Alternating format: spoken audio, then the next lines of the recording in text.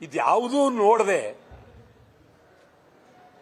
ನೀವು ನೇರ ಒಂದು ರೀತಿ ಕುರುಡು ರಾಜ್ಯಪಾಲರ ತರ ಕಣ್ಣೇ ಆಯಿಸದೆ ಪತ್ರವನ್ನು ನೋಡದೆ ಯಾರೋ ಕೊಟ್ಟಂತ ಒಂದು ದೂರನ್ನ ಆಧರಿಸಿ ಒಂದು ರಾಜ್ಯ ನಡೀತಕ್ಕಂಥ ಮುಖ್ಯಮಂತ್ರಿಯ ಮೇಲೆ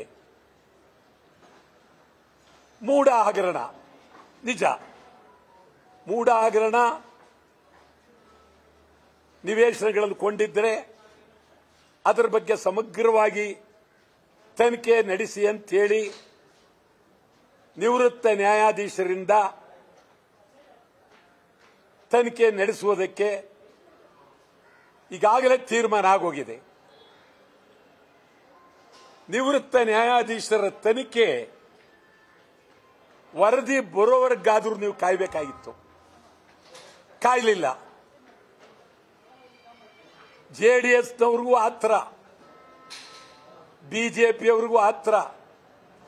ಡೆಲ್ಲಿಲಿ ಕೂತು ರಾಜ್ಯಪಾಲರ ಮೇಲೆ ಹೆಗಲ ಮೇಲೆ ಕೂತು ಒತ್ತಡ ಹೇರಿ ಇವತ್ತೇ ಜಾರಿ ಮಾಡಬೇಕು. ನೀವು ರಾಜ್ಯಪಾಲರನ್ನ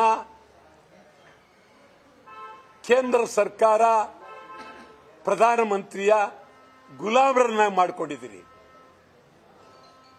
ರಾಜಭವನವನ್ನ ದುರುಪಯೋಗ ಮಾಡ್ಕೊಂಡಿದ್ದೀರಿ.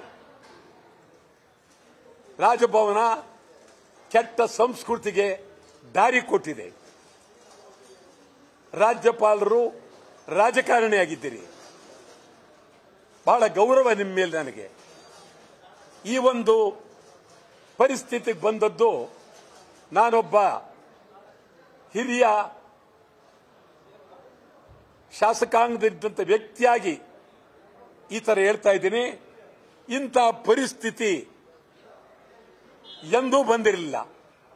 ಕೆಲವರು ಮಾತನಾಡ್ತಾರೆ, ನಾಚಿಕೆ ಆಗುತ್ತೆ. ನಿಮ್ಗೆ ಹೇಳ್ತೀನಿ, ಯಡಿಯೂರಪ್ಪನವರು ಜೈಲಿಗೆ ಹೋಗಿ ಬಂದರು, ಅವರು ಬುದ್ಧಿ ಬಂದೇ ಇಲ್ಲ. ಯಡಿಯೂರಪ್ಪನವರ ಜನ್ಮ ದಿನಾಚರಣೆಗೆ ಸಿದ್ದರಾಮಯ್ಯನವರು ಹೋಗ್ತಾರೆ. ಕೆಲವರು ಪ್ರಶ್ನೆ ಮಾಡ್ತಾರೆ, ನೀವೇನು ಹೋಗಿದ್ದೀರಿ ಅಂತ. ಸಿದ್ದರಾಮಯ್ಯವರು ಹೇಳ್ತಾರೆ, ರಾಜಕಾರಣವೇ ಬೇರೆ, ಬಾಂಧವ್ಯನೇ ಬೇರೆ. ಎಷ್ಟು ಗೌರವವಾಗಿ ಮಾತು ಹೇಳ್ತಾರೆ. ಈ ಮಾತನ್ನ ಯಡಿಯೂರಪ್ಪನವರು ನೋಡಿದ್ದಾರೆ, ಅವ್ರ ಗಮನಕ್ಕಿಂತ ಬರಲಿಲ್ಲ, ಸರಿಯಿಲ್ಲ. ಇವರು ಜಗದೀಶ್ ಶೆಟ್ಟರ್ ಇವತ್ತು ಕೇಳಿದೆ, ಅವರು ಈ ಕಡೆ ಬಂದರು, ಈ ಕಡೆಯಿಂದ ಆ ಕಡೆಗೆ ಹೋದ್ರು, ಆ ಕಡೆಯಿಂದ ಈ ಕಡೆ ಬಂದ್ರು. ಸ್ವಲ್ಪ ಇವರೆಲ್ಲ ರಾಜಕಾರಣ ಮಾಡಿದವರು